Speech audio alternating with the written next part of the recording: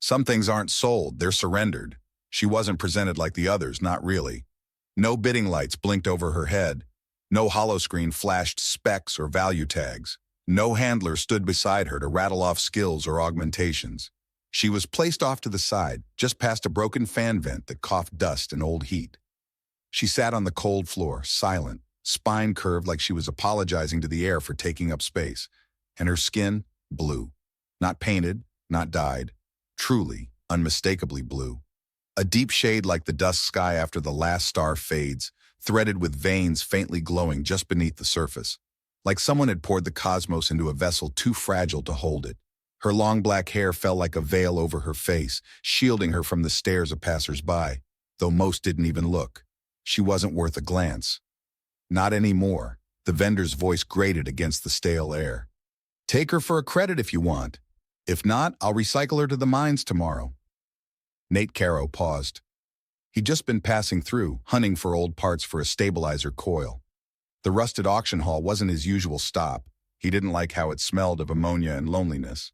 But sometimes the fringes had pieces you couldn't find anywhere else. Misfits, scraps. Things that could still work, if someone just took the time. His eyes slid toward the girl, unbidden. A one-credit offer usually meant an expired bot or a livestock reject. But this wasn't livestock, and she was definitely no machine. Species? He asked, keeping his tone neutral. The vendor laughed dryly. Hell if I know. Some outer cluster breed. No registry. No transcore. Can't even scan her right. She's defective. Brain spiked, reflex disorder, won't speak, barely responds unless you shout. Pretty to look at, sure, but not much else. She breaks everything. Worst part? She apologizes after. In some language I don't even think exists. Nate said nothing. His eyes were on her hands. They trembled, constant, involuntary. But they weren't dirty, just thin, delicate. Too fine for labor, too soft for war. One of her knees was bruised, not fresh, but not old either. He stepped closer. She didn't look up, but her body flinched. It wasn't a dramatic motion, no scurry, no cry. Just the barest recoiling, as if expecting heat from a flame she'd been burned by too many times before.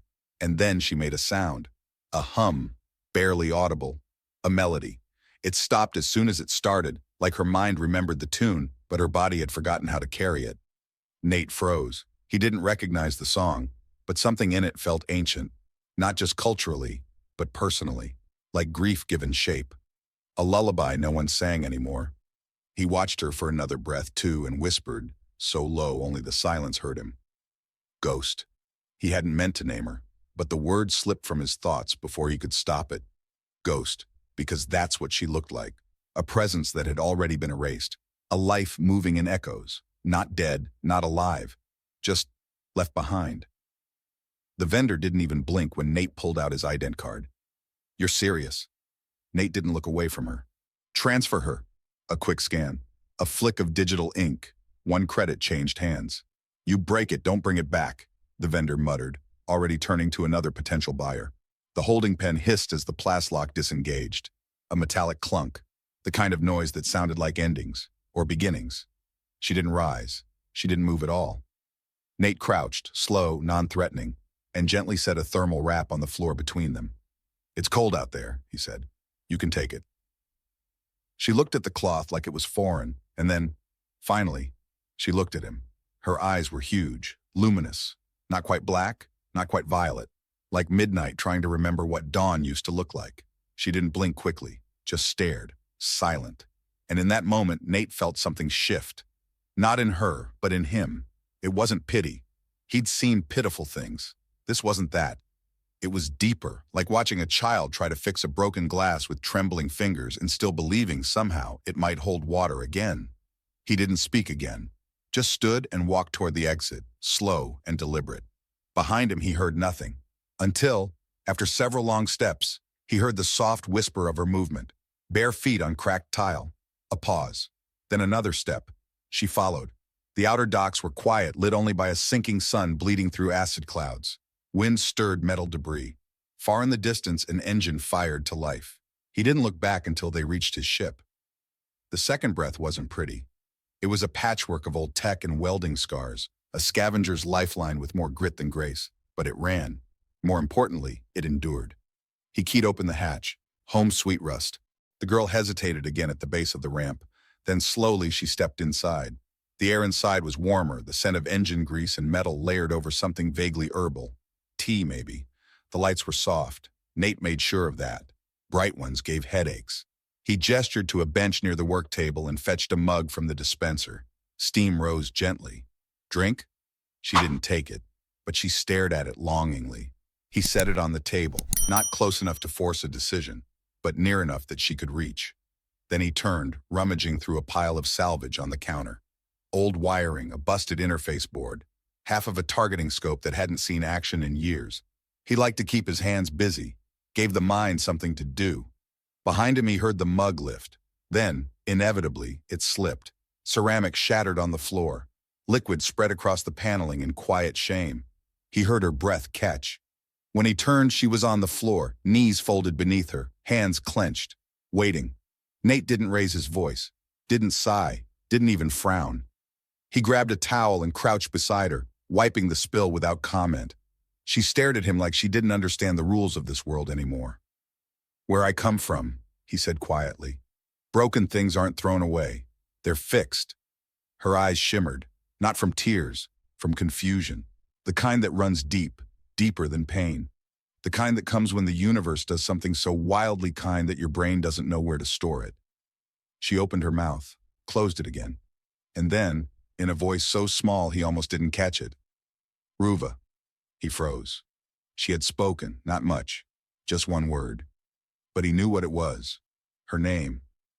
He smiled, not with his mouth, with his whole presence. "Ruva," he repeated gently, as if saying it louder might break it. "Got it." He stood, walked back to his workbench, and returned with something in his hands. It was an old handheld scanner, cracked casing, frayed wiring, useless, at least to anyone else. "I've been trying to fix this for weeks," he said, placing it on the table. "Keeps shorting out. Too old, too stubborn." She watched as he opened the casing and gently rearranged the parts. "It's got some fight left," he added, not looking at her. "Just needs a new way to fit together." She didn't say anything, but for the first time she didn't flinch. And that was enough. The hum of the ship's life support system filled the silence. A low, constant rhythm like mechanical breathing, steady, undemanding. Outside, the stars drifted silently past the viewports, and beyond them, the fractured corridors of the frontier stretched endlessly into darkness. This far out, there was no central law, no syndicate, no empire, just space, and those stubborn enough to survive in it.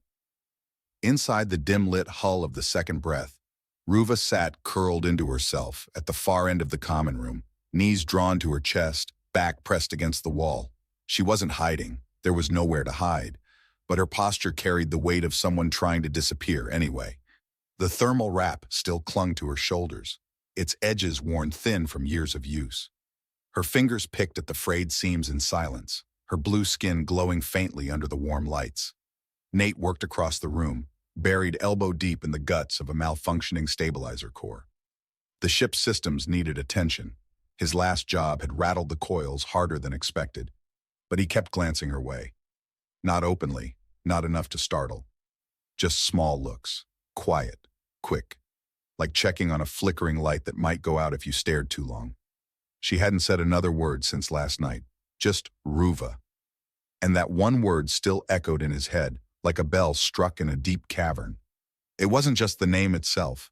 It was the way she'd said it, like someone reaching through the dark to hand over the last unbroken piece of themselves. He didn't ask for more. He wouldn't. Whatever had brought her here, whatever had been done to her, it wasn't something to pry open. Not yet.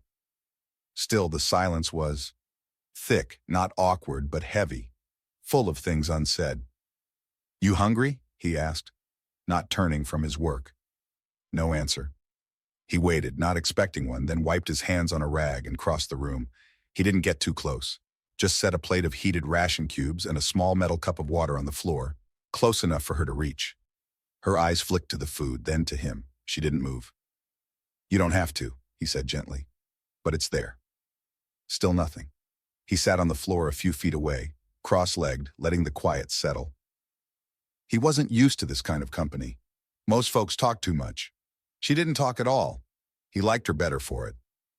I used to think quiet meant empty, he said after a moment. Turns out, sometimes it's just full of things that don't know how to come out. She glanced at him again, briefer this time. Her face, sharp, high-boned, not quite human, was unreadable. Not cold, not angry, just shielded, as though every emotion had been tucked away for safety a long time ago and forgotten. Still, her fingers had stopped picking at the blanket. Progress. She reached slowly for the cup. Picked it up. It didn't slip. He saw the flicker of surprise in her eyes before she hit it. A small smile tugged at his mouth, but he buried it behind a sip of his own drink. No need to make her self-conscious. Let victories be victories, no matter how small. I can show you the engines later, he said, still watching the wall. Not expecting you to do anything, but you might like it. It's quiet down there, warm. A pause. She blinked once, not in refusal. That was something too. Later that day, Ruva stood just outside the threshold of the ship's engine room. She hadn't asked to come, she never asked, but she followed when Nate walked down the corridor. He didn't say anything, just left the door open behind him. Let her decide. The engine chamber was dim and pulsing with soft amber light. Pipes lined the walls like veins, and the main drive core beat slow and steady in the center like a heart. It wasn't beautiful exactly, but it was alive. That was enough. Nate crouched near a blown relay junction and set to work, muttering half to himself, half to the machinery. Got her limping through last jump, but she didn't like it. Stubborn old thing's been with me longer than most friends. Ruva lingered in the doorway. Her hands twitched at her sides, but she didn't enter. Then she heard something strange. Nate swore, not angrily, just under his breath. And then he dropped his spanner. It clattered across the floor, loud in the quiet space. She flinched. Not much, just a twitch of her shoulders. But then, before the fear could settle, he laughed. Figures. Every time I try to fix one thing, something else wants attention. He picked up the spanner without looking her way, gave the pipe a gentle pat, and said softly, "You're lucky I like broken things." Ruva blinked. That phrase again. Broken things. It should have hurt, should have burned, but it didn't, not from him, not the way he said it. Like it wasn't shameful, like it meant something had survived. She stepped into the room. Her movements were cautious, measured. She kept to the wall, close to the shadows, but she entered. The first time she'd willingly crossed a boundary without being told. Nate looked over his shoulder, didn't smile, didn't speak, just nodded once. She crouched down a meter away from him, close enough to see what he was doing, but far enough to retreat if she needed to. He reached behind him and slid a small tool her way, slowly, no pressure, no command. She stared at it. Her hand hovered, and then delicately, deliberately, she picked it up. It didn't fall. Nate exhaled, as if some tension in his chest he hadn't even realized was there had finally let go. "You've got good hands," he said casually, "even if they're a little shaky." She didn't respond, but her grip tightened slightly. And for the first time since she'd stepped aboard, something sparked behind her eyes. Not full trust. Not yet. But the hint of something that hadn't lived there in a long time. Want.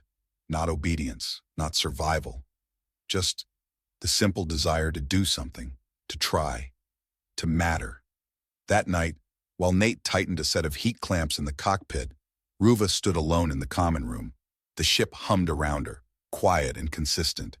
It felt like a place where things were allowed to stay broken for a while, without being punished for it.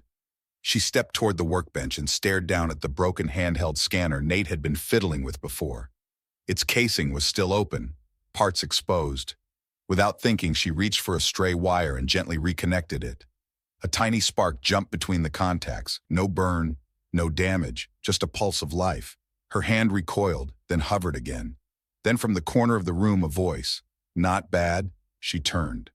Nate stood leaning in the doorway, arms crossed, a half-smile playing on his lips. "You remember how it fits, don't you?" he asked. Not accusing, just curious. She nodded once. "That's good," he said. "Means you've still got pieces left." She looked down at the tool in her hand, then back at him. This time she spoke first. "Why, are you kind?" Nate blinked. That was the first full sentence she'd spoken. Her voice was low, rough with disuse. But the question was clear. He didn't answer right away, just walked over, picked up the scanner, and began fitting the casing back together. "Because someone has to be," he said, "and I've seen what happens when nobody is." She didn't reply, but for the first time, her shoulders settled, just a little. And somewhere, deep inside her mind, under the rubble of memory and fear, a thought sparked. Maybe kindness wasn't a trap. Maybe it could be a choice, just like staying, just like speaking. And maybe, just maybe, it was okay to want more. The ship creaked around them as it settled into its orbit above the dead moon. A slow, deliberate kind of sound, like old bones remembering how to rest. It wasn't much to look at, this world below. Just a frozen rock circling nothing, scarred with craters and scattered wreckage. But the second breath didn't need scenery. It needed stillness. And for now, this place gave them that. Inside, everything felt muted. The hum of life support, the soft tick of cooling panels, the distant groan of shifting bulkheads. A quiet universe wrapped in steel and solitude. Ruva sat by the viewport in the common room, knees tucked up, her forehead resting lightly against the cool glass. From this angle, she could see the edge of the moon below and the stars curling endlessly into the dark beyond it. The stars looked different from this side of space. Less like distant lights and more like old memories. Far off, unreachable, but aching with familiarity. She didn't know why that thought made her chest tighten. Behind her, down the narrow corridor, she heard Nate moving, the clang of a drawer, the familiar hiss of a kettle. The scent of scorched coffee drifted toward her like a warning sign. She was still adjusting to the way things smelled here, acrid, bitter, warm, human. She hadn't meant to stay this long. That thought had been repeating in her head since she'd woken up. And yet, here she was. Her hands were steady this morning. The tremor had faded, not completely, but enough that she could curl her fingers around the edge of her seat without fear. She flexed them absently now, watching how the light caught the skin, deep blue, soft, veined with subtle bioluminescence. Back in the holding pens, someone had called her malfunctioning. She remembered the word, sharp and thick in a dialect not meant for singing. Another had whispered, "Return her. Can't even hold a bolt tight." Now Nate had handed her a tool, twice, and neither time had it fallen. The hum of his footsteps grew louder, then stopped just behind her. "Coffee's on," he said casually, as if this were any other morning, in any other place, between any other two people. She turned her head slightly but didn't answer. He sat down beside her, not close enough to crowd, not far enough to forget he was there. They sat in silence for a while. "It's strange," she said quietly, after several minutes. "I don't remember most of my life, just flashes, sounds, shapes. But every time I close my eyes, I see wires, machines, my hands, working." Nate nodded, looking out the viewport. "Muscle memory," he said. "That's the last thing to go, and sometimes the first to come back." She tilted her head, studying him. "What do you see when you close your eyes?" He hesitated, then let out a soft breath. "My sister's hands," he said, "always moving, always fixing things. I used to think she'd build a ship better than this one. She didn't get the chance." Ruva didn't ask what had happened. She didn't need to. Grief had a way of hanging in the air, even in spaces where words didn't go. "I think she would have liked you," Nate added, almost as an afterthought. Ruva blinked slowly. Her hands tightened around her knees. No one had ever said that to her before. No one had ever said they would have liked her. Later in the engine room, Nate handed her a diagnostic scanner and watched her reaction. He didn't give her orders, just passed her the tool like he would to anyone else. She hesitated for a moment, then took it. The panel he was working on had been glitching for weeks, one of those old systems that hated being touched but couldn't be ignored. He pried open the casing and ducked beneath the exposed wires. "Here," he said, voice muffled. "Run a level 3 test sweep and isolate anything pulling voltage past safe thresholds." Ruva moved beside him without a word. Her fingers flew over the controls faster than he expected. Cleaner. She paused only once, when the scanner's tone hit a specific pitch. Her eyes flicked up, pupils narrowing slightly, like something in the sound had triggered a memory. "What is it?" Nate asked, surfacing. She shook her head slowly. "That frequency. I heard it in a lab, before. Someone screamed after it started." Nate's hands froze. She didn't explain further. She didn't need to. He reached up and gently turned off the scanner. "We won't use that mode again." Her gaze snapped to him, sharper than before, almost shocked. She hadn't expected him to believe her, or care. He stood slowly, wiping his hands. "You're not a project," he said. "I'm not here to test your limits." "Then why are you here?" she asked, voice low. Nate thought about it for a long moment. I fix things, he said finally. And I've never met anything that didn't deserve a second breath. She stared at him for a long time, as if trying to decide whether that line was rehearsed. But it wasn't. He didn't even realize what he'd said until she repeated it under her breath. Second breath. Then softly, that's what this place feels like. They spent the afternoon prepping for a salvage run. A derelict shuttle had been spotted drifting near a gas giant on the edge of a collapsed mining corridor. The AI had gone offline weeks ago. No beacon, no claim filed.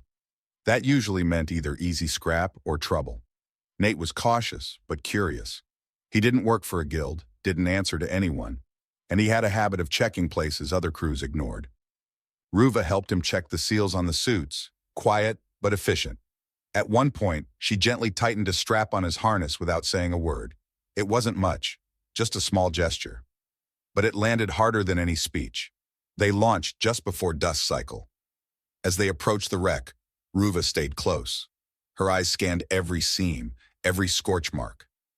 Nate watched her read the ship like a language. He was starting to see the old technician in her, the woman beneath the ghost.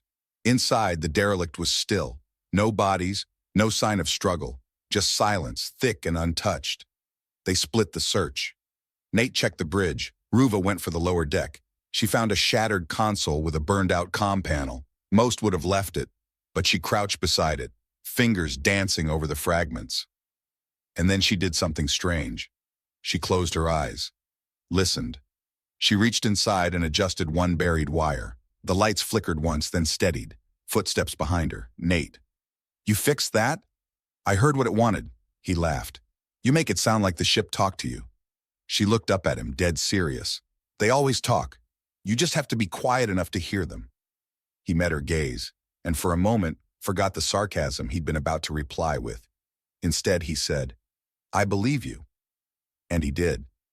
That night, they sat on the floor of the cargo bay, surrounded by salvaged parts. Ruva was turning a bent data rod between her fingers, examining its scars. I didn't think I'd ever feel useful again, she said quietly. You don't have to be useful, Nate said. You just have to be. But I want to. He nodded. Then that's enough. She looked at him for a long time. The light from the overhead panels softened the angles of her face, giving her an almost human warmth. Almost. She wasn't human. She wasn't like anyone he'd ever met. But somehow sitting here, sharing quiet space, small tools and soft truths, he realized she felt more real than anyone he'd known in a long time. And when she smiled, faint and flickering like a candle just remembering how to burn, it lit something in him he thought had gone out for good. The sound came first, not loud, not piercing, just familiar. A quiet mechanical chime, like a distant pulse echoing through metal walls. It came from the salvage crate in the corner of the cargo bay, where Nate had been sorting parts retrieved from the derelict hauler. The sensor panel on one of the damaged units flickered to life as it charged on auxiliary power, issuing a soft, rhythmic ping as it synced to the ship's proximity system. Ruva froze. The mug she was holding, one of Nate's chipped metal ones, tipped slightly in her grip, liquid sloshing against her knuckles. Her gaze locked on the crate like it had spoken directly to her. Her breath shortened, and the space around her seemed to contract. Nate, who was across the room disassembling an old stabilizer, noticed the stillness. He looked up. Ruva? She didn't answer. Couldn't. The ping repeated, software, methodical, perfectly timed, and suddenly she wasn't in the cargo bay anymore. She was back somewhere cold, far colder than space, because it wasn't the body that froze there, it was the mind. Gray light, metallic ceilings, a corridor of long glass walls behind which others like her, stood motionless. Some were humming, some screaming. One was curled in a corner, her skin peeled from repeated exposure to neural pulses. The sound, the ping, was the prelude. Before the injections, before the restraints, before they spoke in voices too calm for the pain they delivered. A voice, deep and monotone, echoes across the memory. Subject AE-V3 is unresponsive. Stimulus, tactile fails. Next, auditory spike.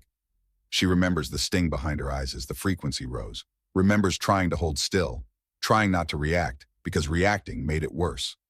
Ruva, Nate's voice said again, closer now. She flinched so violently that the mug finally dropped.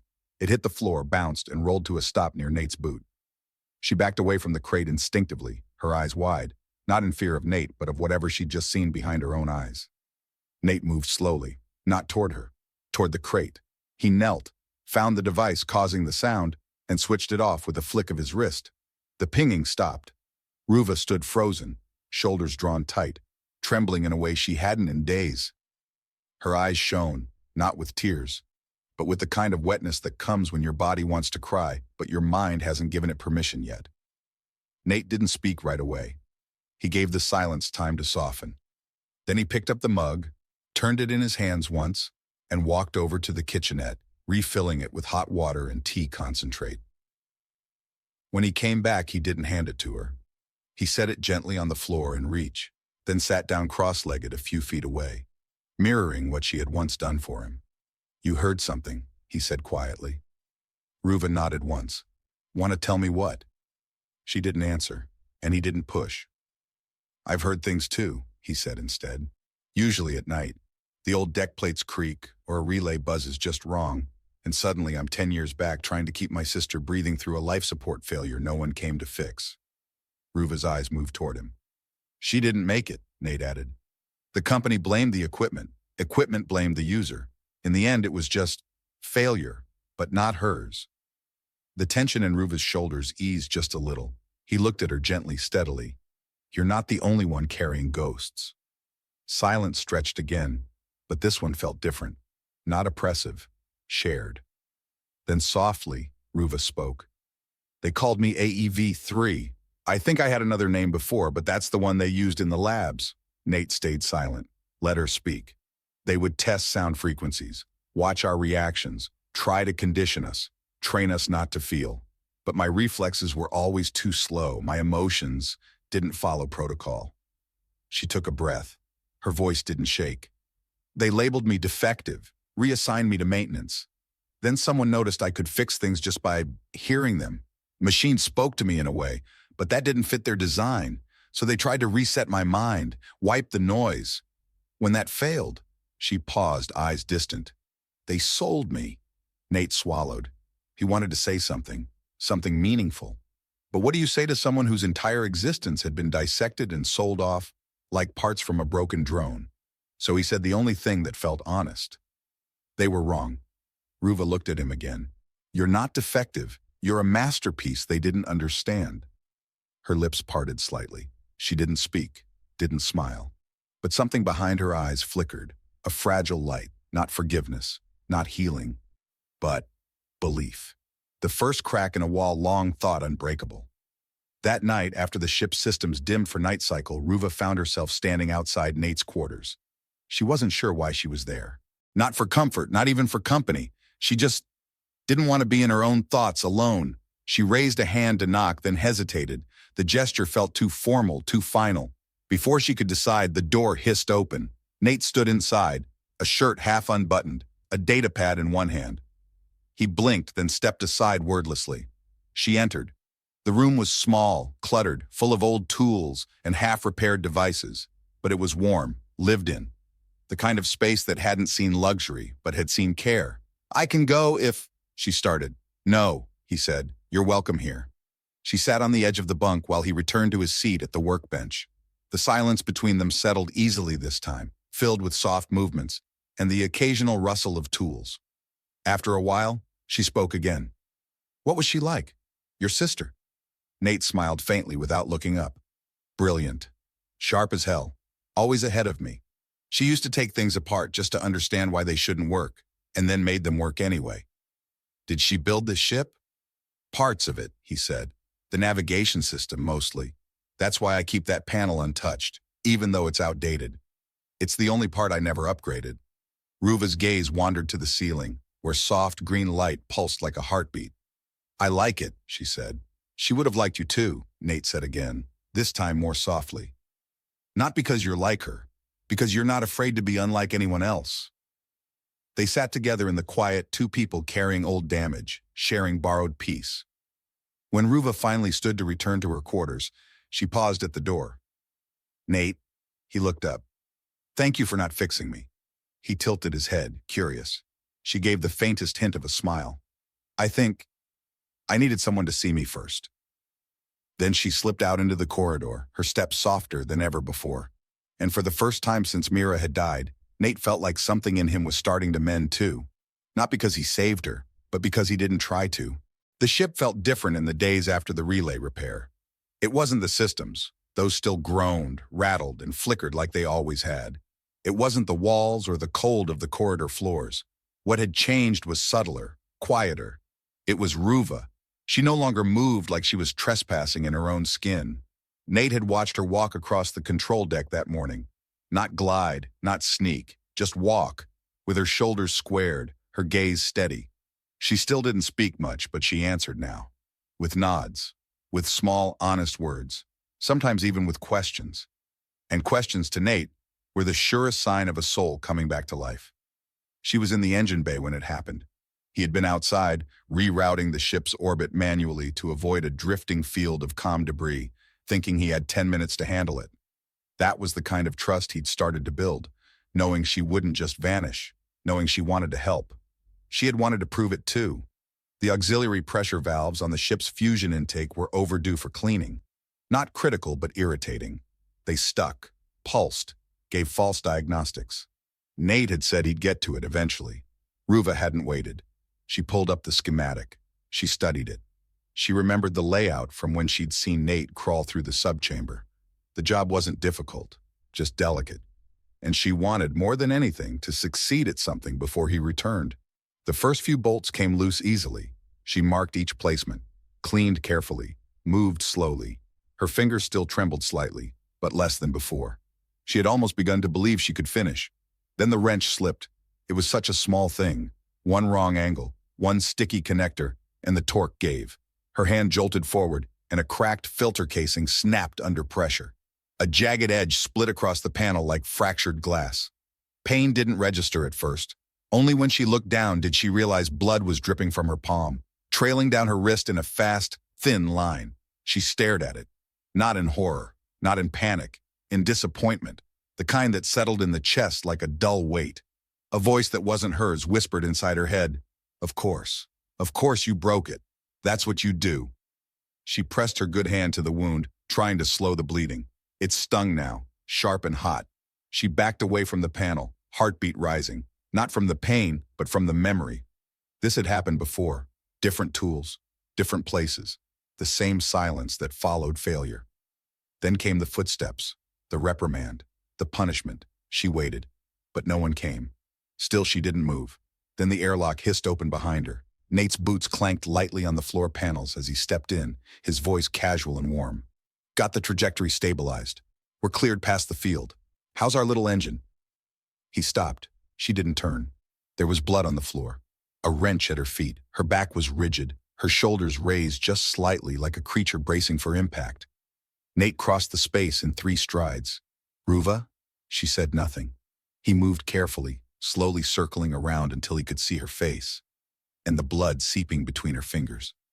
"Damn," he breathed. "Okay, come here. Let me see." She flinched as he reached toward her, but didn't move away. Still pressing her palm tightly, she whispered, "I was trying to fix it. I know. I thought I could do it right this time." He nodded, soft and certain. "And you almost did. This isn't your fault." "It is," she said, voice barely audible. "I made it worse." Nate didn't argue. Instead, he pulled a folded cloth from his pocket and gently reached for her wrist. "Let me stop the bleeding first, then we can talk about valves." She hesitated. Her whole body was trembling now, not from pain but from anticipation, waiting for the moment he'd raise his voice, pull away, turn cold. But he didn't. His fingers brushed her wrist with impossible care. She felt the cloth tighten around the wound, not too much, just enough. His other hand steadied her elbow, grounding her. The pain came sharper then, but it was real. Not memory, not punishment, just pain and healing. "You're okay," he murmured. "It's just a cut."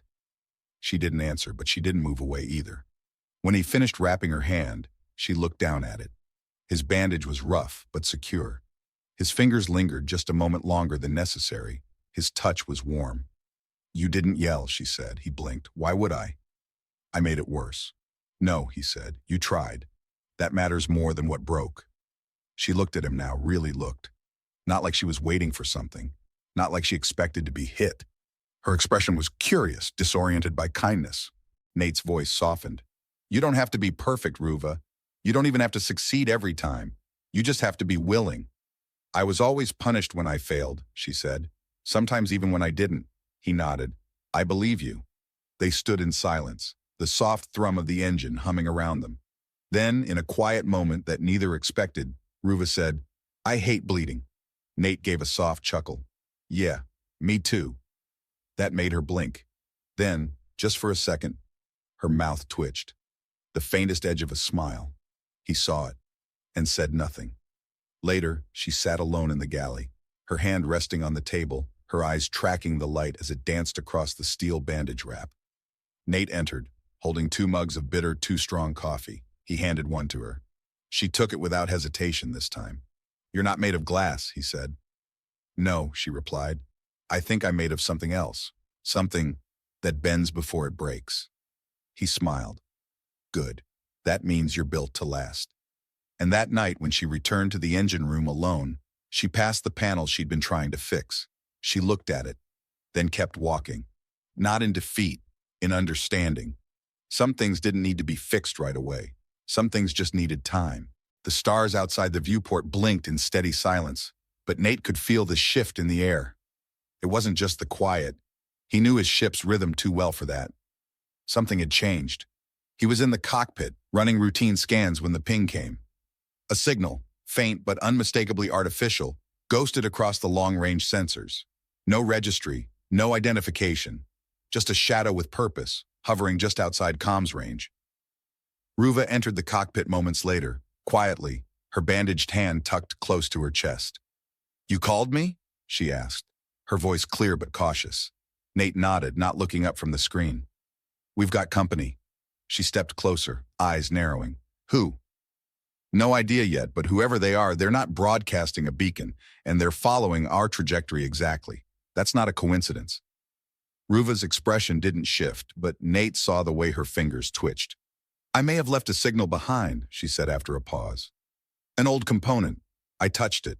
It could have triggered something dormant. You mean someone tracked you, he said, watching her closely. Her jaw tightened. They've done it before. Nate leaned back, crossing his arms. These people, would they try to talk first? No, she met his gaze. They won't talk. They'll capture or kill. The cockpit fell into a heavy silence. Then Nate turned to the comms panel and shut down all passive sensors. Then we don't wait to be found. She stepped closer. What are you thinking? I'm thinking we find out who they are and why they want you on our terms. Not theirs. The next hour passed in a focused rhythm. Nate rerouted energy to shields and loaded the coil gun with a fresh magazine. He modified the hull's heat signature to mimic debris, one of the old tricks he'd picked up during his time with salvagers on the belt fringe. Ruva, despite the bandage on her hand, climbed into the sub-engine bay to recalibrate the decoy thrusters. They didn't speak much, but the air between them buzzed with something stronger than tension, something like trust. Then the ship arrived. It didn't announce itself. No warning, no hailing. Just a silent, predatory vessel slipping from the dark, its hull scarred and plated with mismatched armor. Its silhouette was unmistakable to anyone who lived long enough in the outer reach. Skurchain. Nate's eyes narrowed. Knew it, damn pirates. Ruva stood behind him, frozen. Not just pirates. That's a scorching skiff. They raid black labs, traffic bioengineered subjects, and sell them to the highest bidder. Nate turned to her. How would they even know about you? She swallowed. My signal must have pinged an old database. They don't care what I am, just what I'm worth. And what are you worth to them? She looked down. More than I want to think about. Before Nate could reply, the ship opened comms. The voice that came through was rough, amused, human, or close enough. Unidentified hauler second breath. You're carrying restricted biotech cargo. We're prepared to offer you a clean exchange. Surrender the Eladari anomaly, and your ship remains intact. No fuss. Nate cut the transmission before they could finish. They're not asking, he said. Ruva's voice was barely above a whisper. They want to sell me. He looked at her. They're not getting the chance. Her eyes met his, full of something hard and ancient. Then we fight.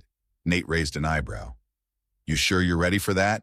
She stepped closer, fingers flexing, expression calm. Number. But I'd rather bleed free than live in another cage.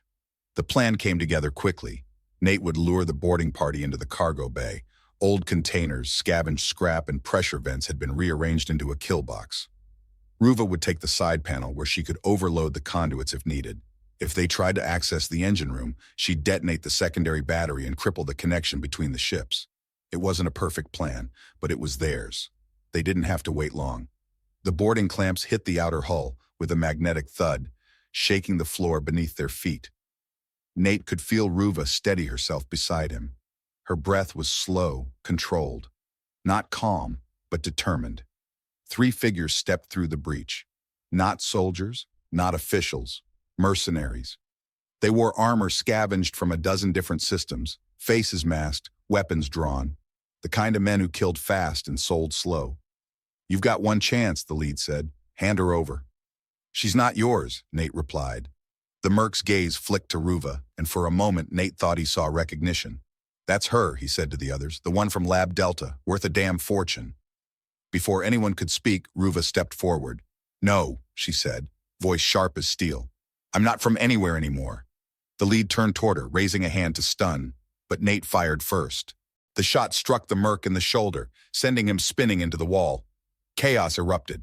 The second pirate lunged, only to be caught by Ruva's shock arc, which surged through the floor panels she'd rewired.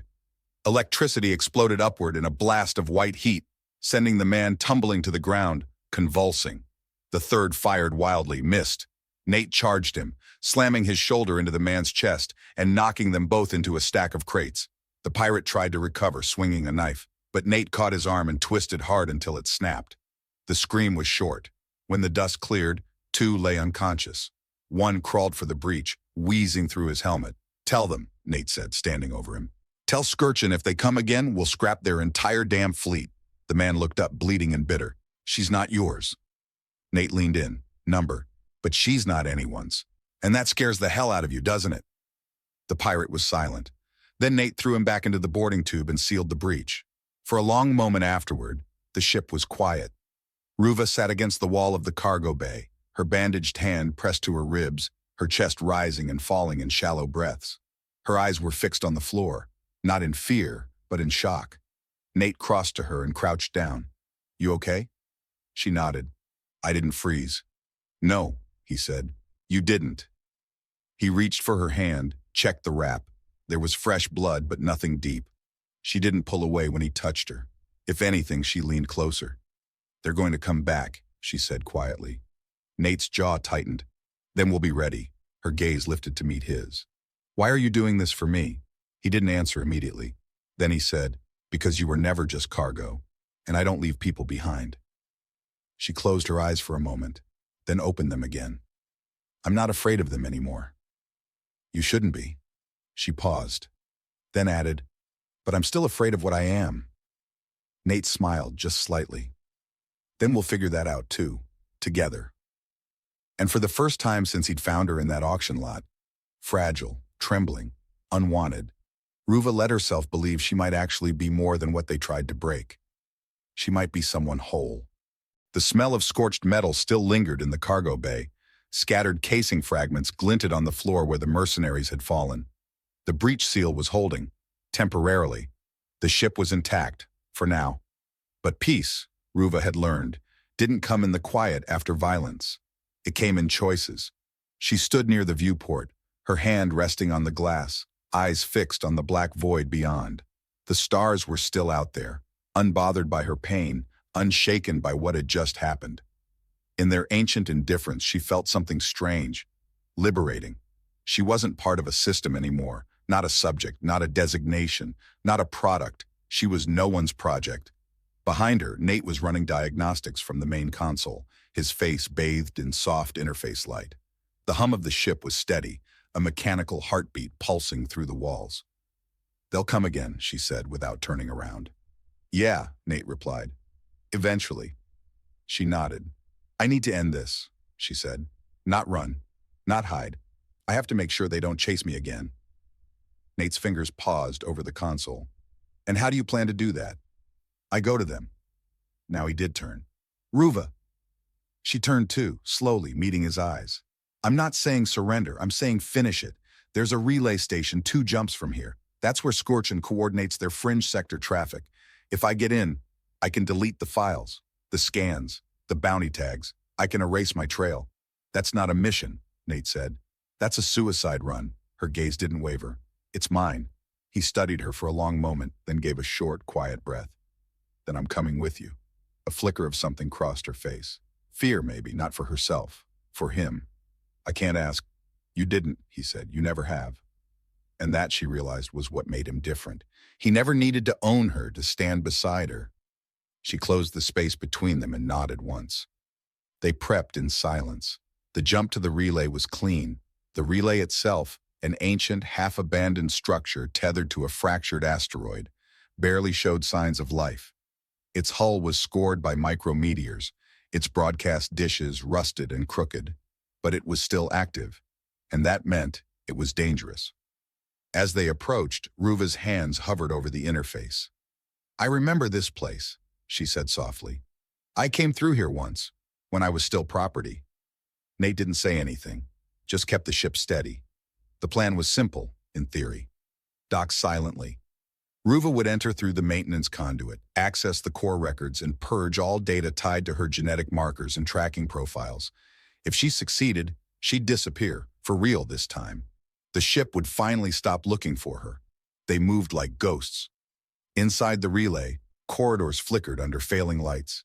Dust swirled in stale air. The station hadn't seen proper maintenance in years. But it was alive, barely.